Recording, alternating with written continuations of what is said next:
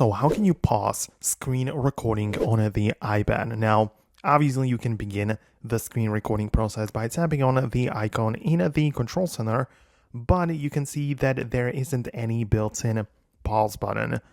Even though there is something you can use, it's not like the official method, but if you tap on the screen recording toggle while you are in the process of recording, it's going to ask you if you want to stop it, right? And this means that for this period of time, once this pop-up is turned on, the screen recording is actually paused.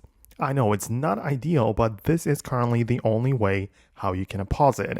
However, I still believe that it's best to just capture the whole thing and then perform some edits to the actual video. For example, using an app like CapCut, you can import the screen recording right there and cut out the parts which you don't want to be there, right? So I believe that this is much better than using this barely functioning pause button. You know, it's just how it is right now. So I would recommend you to use, iMovie would work as well as a video editor, but I would go with the CapCut as it's much better. And you can simply cut out the existing parts of that screen recording and just leave with the rest. So that's what I would do about it. Let me know below in the comments what you think about this solution or how well it works for you. Most definitely subscribe for more, and I'll catch you later.